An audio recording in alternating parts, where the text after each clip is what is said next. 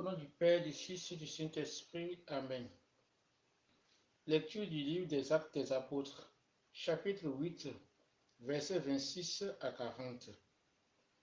L'ange du Seigneur adressa la parole à Philippe. Mets-toi en marche vers le midi.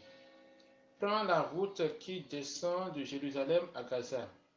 Elle est déserte. Et Philippe se mit en marche. Or, un Éthiopien, un eunuque, haut fonctionnaire de Candace, reine d'Éthiopie, administrateur de tous ses trésors, était venu à Jérusalem pour adorer Dieu. Il en revenait assis dans son char et lisait le prophète Isaïe. L'Esprit du Seigneur dit à Philippe, avance et rejoins ce char. Philippe s'approcha en courant et il entendit que l'homme lisait le prophète Isaïe. Alors il lui demanda, comprends-tu vraiment ce que tu lis? L'autre lui répondit, comment pourrais-je comprendre s'il n'y a personne pour me guider? Il invita donc Philippe à monter et à s'asseoir à côté de lui. Le passage de l'écriture qu'il lisait était celui-ci. Comme une brebis, on la conduit à l'abattoir comme un agneau muet devant le tondeur. Il n'ouvre pas la bouche. À cause de son humiliation, sa condamnation a été levée. Sa destinée qui la racontera, car sa vie a été retranchée de la terre. L'eunuque dit à Philippe, dis-moi, je te prie, de qui le prophète parle-t-il? De lui-même ou bien d'un autre? Alors Philippe prit la parole et à partir de ce passage de l'Écriture, il lui annonça la bonne nouvelle de Jésus. Comme ils poursuivaient leur route, ils arrivaient à un point d'eau et l'eunuque dit, voici de l'eau, qu'est-ce qui empêche que je reçoive le baptême? Il fit arrêter le char. Ils descendirent dans l'eau tous les deux, et Philippe baptisa l'eunuque. Quand il fut remonté de l'eau, l'Esprit du Seigneur emporta Philippe.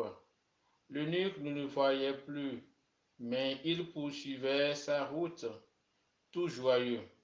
Philippe se retrouva dans la ville d'Ashdod.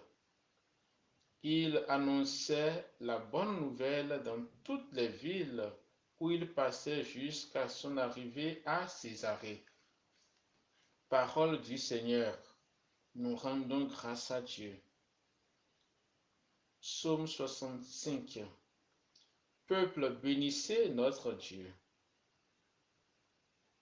Peuple, bénissez notre Dieu, faites retentir sa louange, car il rend la vie à notre âme. Il a gardé nos pieds de la chute. Venez, écoutez, vous tous qui craignez Dieu. Je vous dirai ce qu'il a fait pour mon âme. Quand je poussais vers lui mon cri, ma bouche faisait déjà son éloge. Venez et voyez les hauts faits de Dieu.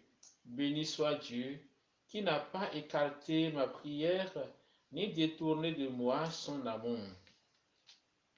Peuple, bénissez notre Dieu. Alléluia, Alléluia, Alléluia, Alléluia. Tu es le pain vivant venu du ciel. Seigneur Jésus, qui mange de ce pain vivra pour toujours. L'Esprit du Seigneur est sur nous. Alléluia, Alléluia. Rendons grâce à Dieu Tout-Puissant. Alléluia, Alléluia. Le Seigneur soit avec vous et avec votre esprit. Évangile de Jésus-Christ selon Saint Jean. Gloire à toi, Seigneur. Chapitre 6, versets 44 à 51. Après avoir multiplié les pains, Jésus disait à la foule des Juifs, personne ne peut venir à moi si le Père qui m'a envoyé ne l'attire vers moi. Et moi, je le ressusciterai au dernier jour. Il est écrit dans les prophètes, ils seront instruits par Dieu lui-même. Tout homme qui écoute les enseignements du Père vient à moi. Certes, personne n'a jamais vu le Père, sinon celui qui vient de Dieu. Celui-là seul a vu le Père. Amen, amen, je vous le dis. Celui qui croit en moi a la vie éternelle. Moi, je suis le pain de la vie. Au désert, vos pères ont mangé la manne et ils sont morts. Mais ce pain-là qui descend du ciel, celui qui en mange ne mourra pas. Je suis le pain vivant qui est descendu du ciel. Si quelqu'un mange de ce pain, il vivra éternellement. Le pain que je donnerai, c'est ma chair donnée pour que le monde ait la vie. Acclamons la parole de Dieu. Louange à toi, Seigneur Jésus.